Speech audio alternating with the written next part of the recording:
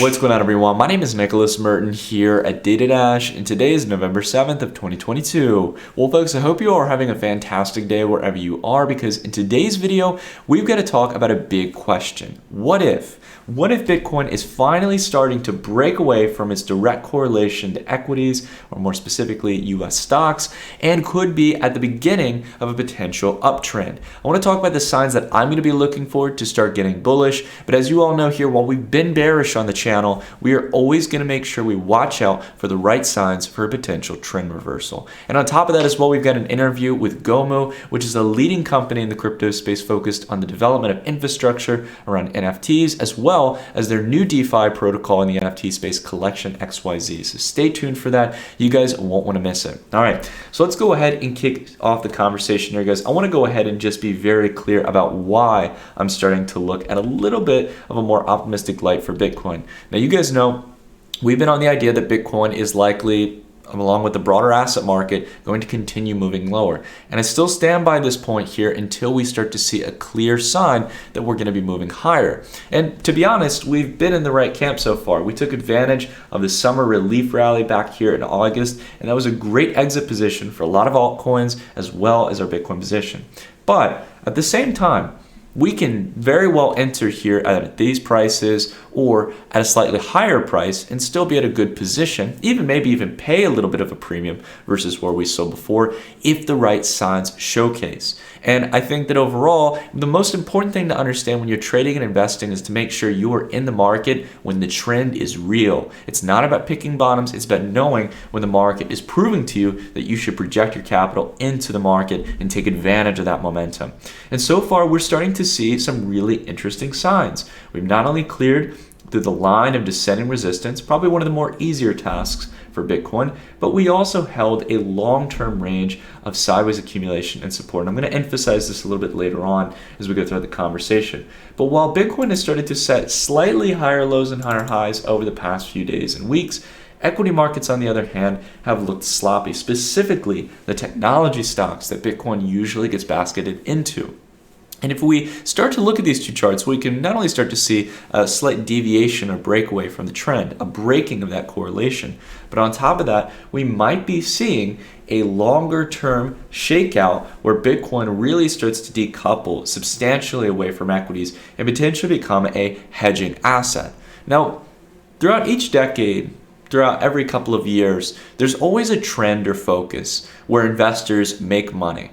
And it's usually knowing which of those assets or which of those focuses are going to be really the gold mine that allow you to make really solid bets and opportunities in the market to make life-changing returns. Now, crypto over the last decade has already been one of those to a degree during this risk-on period, during this period of excess central bank monetary policy. But I want to go ahead and emphasize a really interesting video. It was an interview that happened back in kind of early October, about a month ago almost, with Tudor on CNBC. Now, if you guys don't know who Tudor is, he's one of the more pro-Bitcoin mainstream traders and investors. But when I say mainstream, I don't mean it as a form of insult. In fact, I mean it as a really great compliment. Tudor is one of the most famous traders throughout the last few decades in the United States. And he's world-renowned for his ability to be able to make large-scale bets over a multi-year period of time.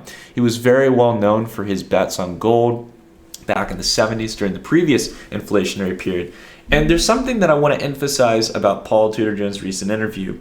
And while I have to say, I don't think he clarified it a little too well in regards to his kind of thesis. I think he's very well spoken. I think there was one big problem here that he didn't emphasize, which is, and again, I think he wants to steer clear of this because all the outlets like CNBC, they want to dig under your skin to get the juicy answers that can really make the headlines go crazy. But you get my gist here that simply Tudor was slowly hinting this idea that he continues to state every time he gets interviewed that he's got a little bit of allocation to Bitcoin. He's got this slight potential hedge in case Bitcoin does very well. And one of the points I think that he was really trying to drive home is this idea that, even though the broader equity markets, risk-on assets start to falter, specifically Bitcoin, not the whole crypto space, but specifically Bitcoin could start to become an asset to hedge during what he believes is going to be the focus point over the next few years. And that is going to be a restructuring of debt, looking at what central banks are going to do during this inflationary period, similar to a degree like what we saw back in the 70s, seeing the major fluctuations of currencies, of concerns around debt and financing. And when we start to consider these dynamics, how Bitcoin will play into all of this, how Bitcoin might be, as we've heard from a lot of other different investors over the past 6 months or so, how Bitcoin could become potentially this shining asset that, like gold during the 70s, was a perfect inflationary hedge. It had some degree of limitation in supply. You can't just print gold, and on top of that, with its predictable inflation rate, it made it really great comparative to potential dilution in stocks, potential dilution in base currency, potential dilution in loans, and all the types of different things that you can think about that could just be created out of thin air. And this is where Bitcoin might come in to be the saving grace for a lot of investors who are looking to hedge. As we've been seeing since back in August against the broader NASDAQ, it has continued to tick higher. Now, I do want to emphasize, if we take a look at Bookmap, right, we take a look at that market order flow, we have not flipped positive yet. That's something I would like to see here before I really think that the FOMO is going to kick in, or the excitement to really spark a new bull run. I'm not saying really the late stage stuff. I don't want to buy in when it's 40, 50K or anything like that.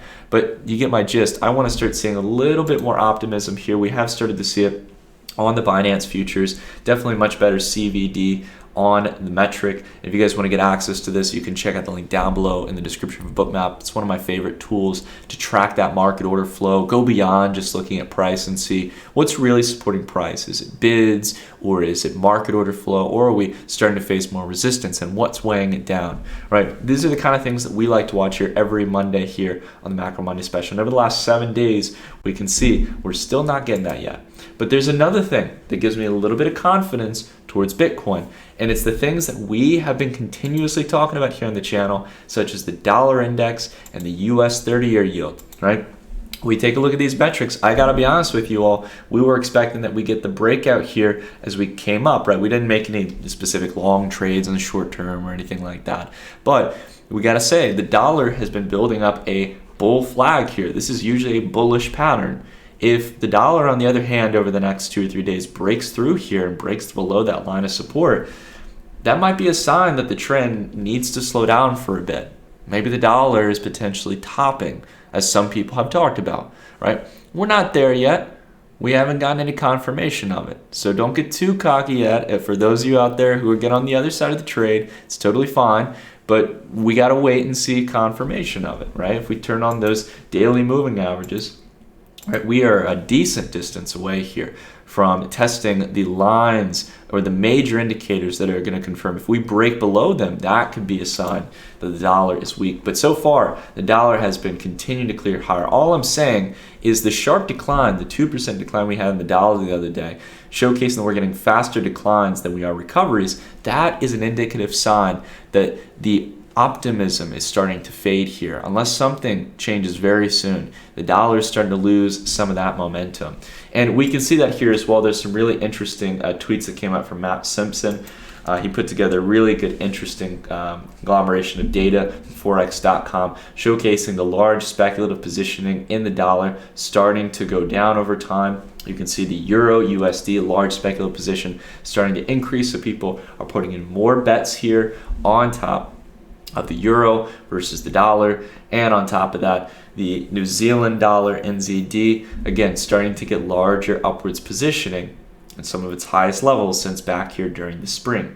So these are all very important metrics. The US 30-year yield as well is also showcasing signs that it might be fading. After a really nice signal momentum move here towards the close of October, while we are still holding up, I'm really interested to see what we're going to see over the next few days. Are we going to be able to break to new highs? Or is this going to be a double top? Or is it going to be a slight deviation with a further heavy downtrend, right?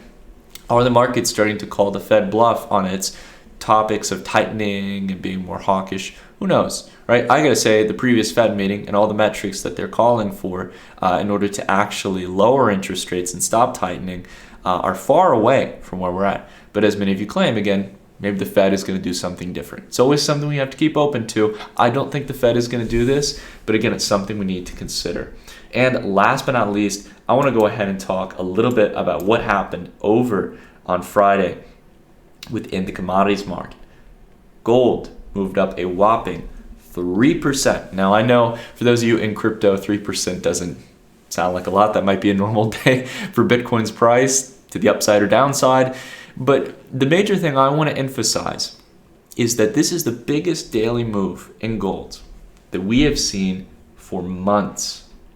In fact, I scanned over the chart when it came to the day-to-day moves. And if you're talking about green days more specifically, but I think even the red days as well, it was the biggest candle move really since I think anywhere over the past couple of months, throughout the entire year potentially. Now, this is just a daily candle, and a trend is not defined by a daily candle. But this is definitely interesting. I gotta be honest, to see a major market like gold having what may be a triple bottom here since back in September, and potentially having its first major candle that could signal a breakout here. What I'm looking for that would get me really interested is a clear through of around 1725. This is definitely a level of interest, and if we can get above there and make that range support, then I'll definitely be really interested in watching gold as an asset. Not so much to invest in, but as a potential sign that the markets are hungry for something that they can use to hedge.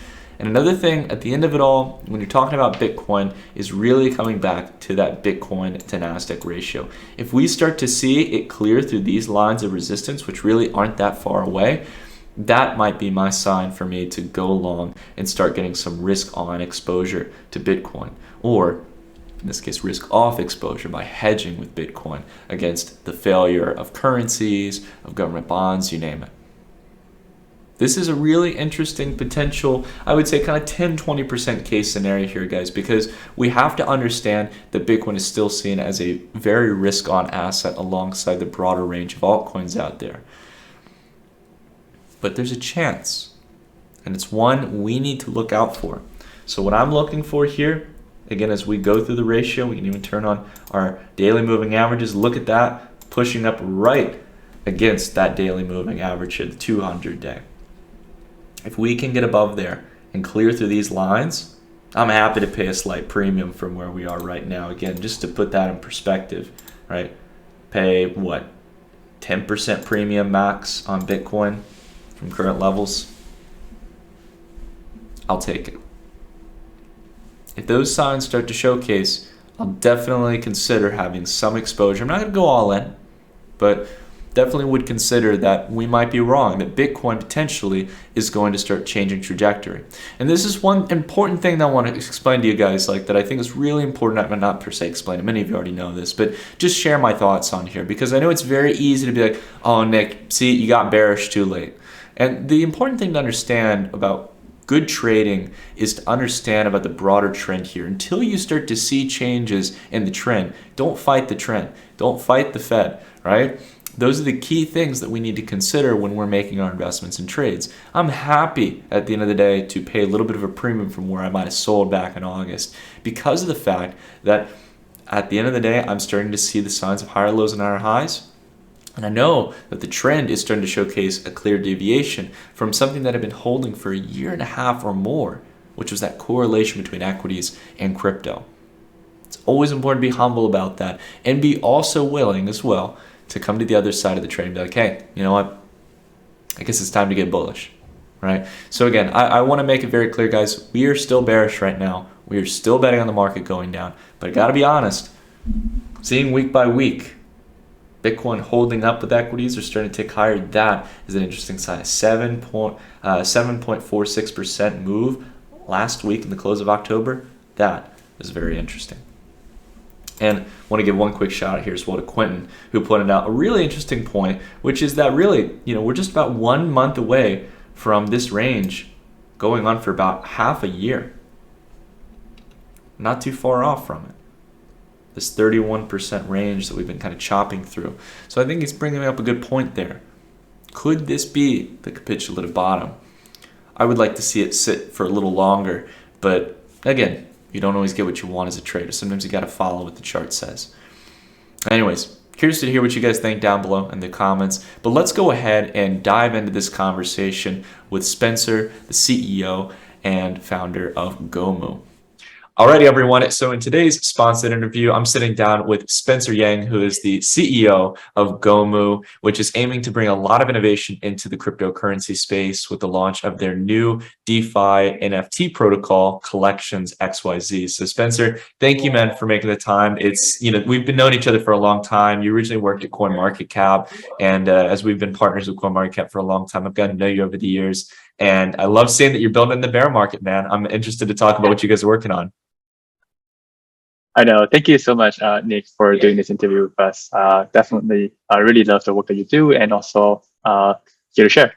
Awesome. And so let's go ahead and kind of kick off the conversation around what you guys do at Gomu. I'd love to get a bit of a ground understanding because, as you know, we've talked about before, NFTs for me are an area that I'm interested to see evolve over the next few years. I think we're going through that building process right now. So I'd love to hear about what Gomu is as a company and what your guys' expertise is, and then what led you to creating Collections. That sounds good. We started Gomu to really be an NFT infrastructure company. Many of our team members have experience building the crypto space for the last 5 years.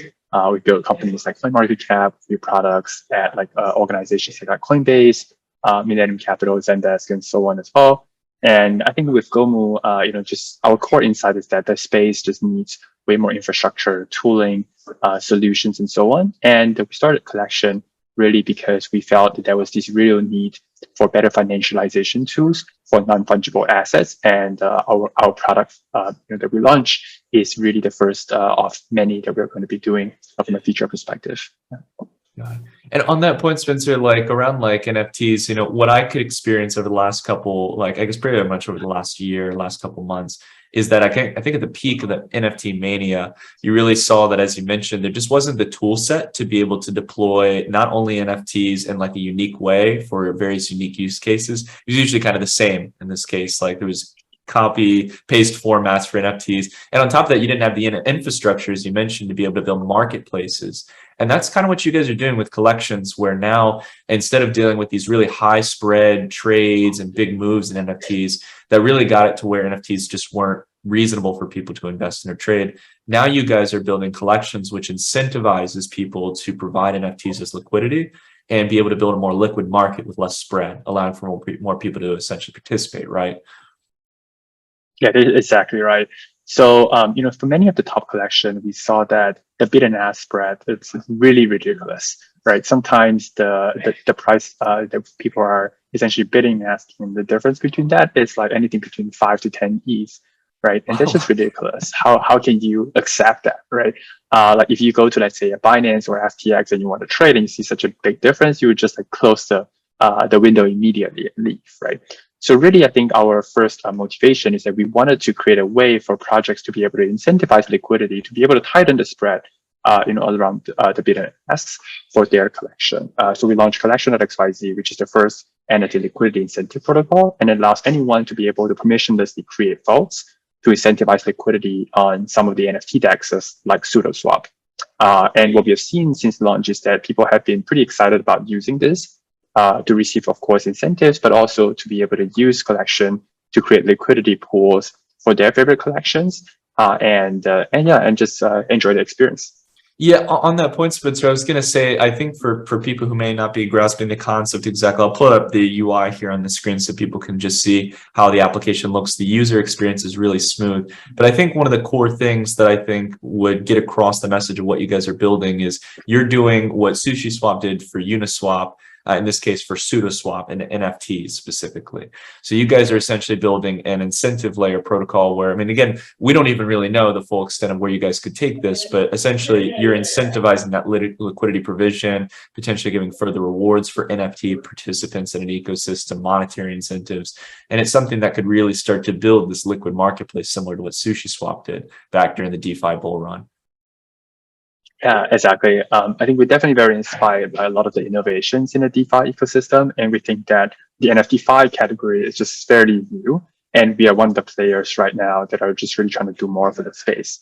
So there's two main incremental innovations that we have for the first version. The first is that when you create a liquidity pool on SudoSwap, through collection, you essentially receive an ownership token that represents your ownership of the particular pool and the underlying assets. So, and that essentially is what we call the liquidity pool token. The second thing is that anyone will be able to then stake that liquidity pool token into a vault that can be created. And a vault essentially is something that you can currently incentivize with ERC20 tokens. By our next version, we'll be allowing people to be able to use maybe like non-fungible tokens as well. And then what happens is that you'll be able to deposit the LP tokens into the vaults to be able to receive rewards if it fits certain parameters that the vault creator has set up for you. Very cool. And Spencer, I think like with you guys, with Gomu and the expertise that you're building up a massive API library, a lot of the kind of tools that various, other DeFi applications similar to Collections XYZ will be able to eventually launch themselves and utilize. I think that's the really exciting thing, that you guys have such an overview of expertise on the area of NFTs, especially what's being built now to be realized really in the next 2 to 3 years during the next bull market. But I wanted to ask you, like, what's next on the plate here for Collections or Gomu as a company? What are you guys seeing even maybe in the broader industry and people potentially building in the next few years?